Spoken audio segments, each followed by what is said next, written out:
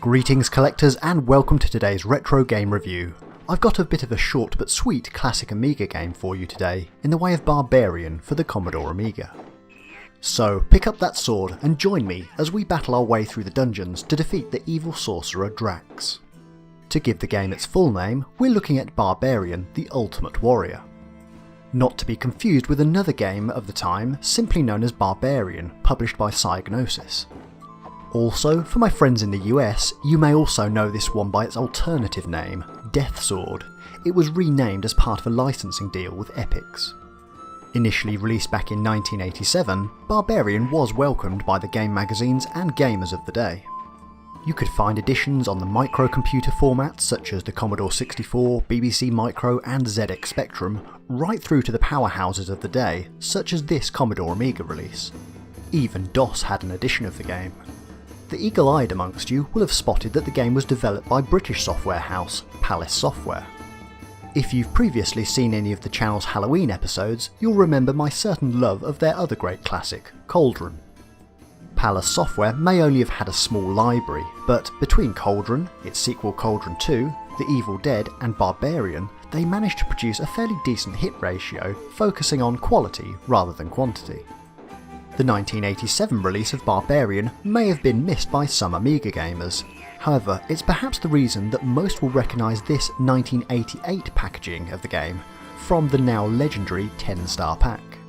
Including such classics as Amigas, Buggy Boy, Ikari Warriors, Pteropods, Mercenary and Whizball, the pack was an instant hit with gamers.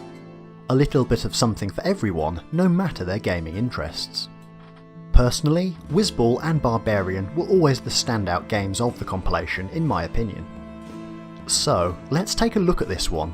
The packaging explains that the evil sorcerer Drax desires Princess Mariana and has sworn to wreak unspeakable doom on the people of the Jeweled City unless she is delivered to him. Thankfully, the city has put forward a champion, you, to defeat the 8 Guardians before a final showdown with Drax. For an older fighting game, you'll notice a decent amount of moves here, set out clearly in the manual. These include headbutts, body chops, kicks, leg chops, overhead chops, the web of death, neck chops, and of course the flying neck chop. Ooh, that looked nasty. Yes, Barbarian had a bit of a gimmick in the way of its decapitation move. Either score 12 hits against your opponent or gamble for that single fatal blow. It really adds some strategy into the matches. You may find yourself on the ropes but can pull the fight back from the brink with a single swing of the sword. It's not quite Mortal Kombat, but it wasn't far off. See here for my artist's impression if they'd have thought this one through a bit more. Fight!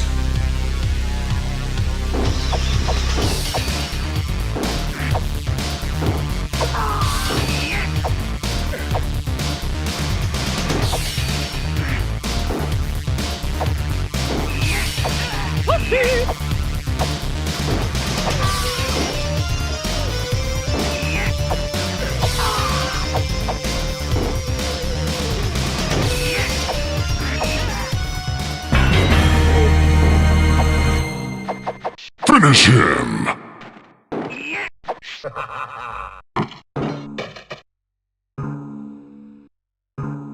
Fatality.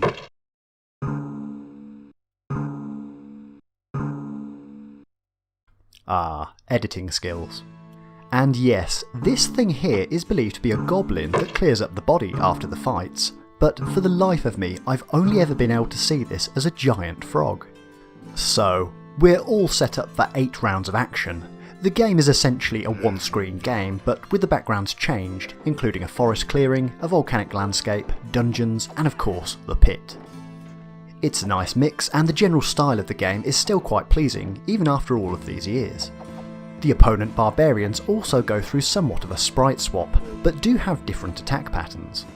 I found that rolling into them so that they fell down like a sack of spuds and then kicking them in their sensitive parts was a fairly solid go-to strategy.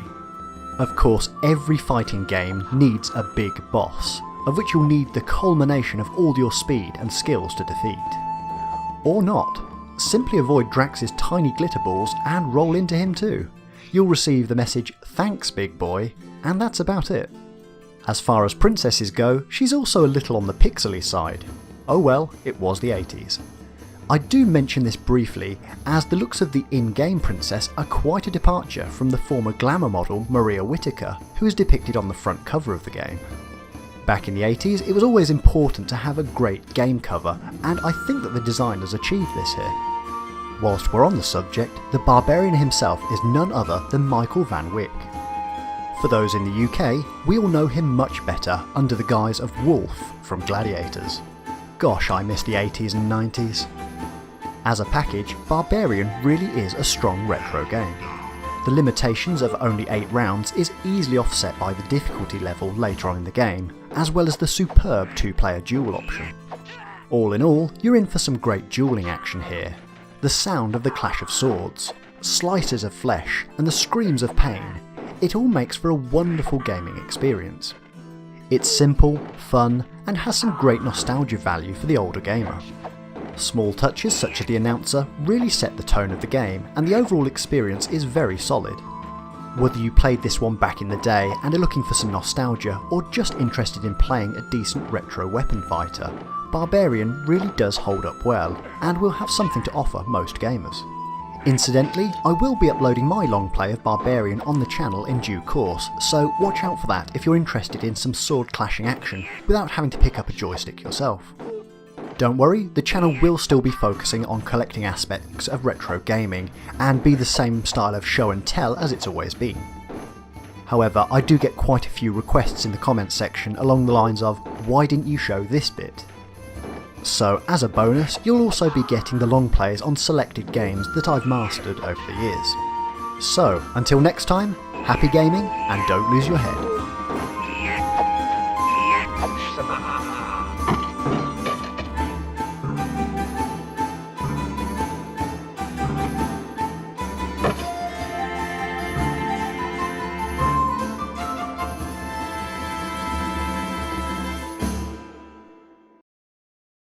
Hello again, I hope you enjoyed today's show and thank you for the view. Remember, you can always comment, like, subscribe and find us on the social media sites below.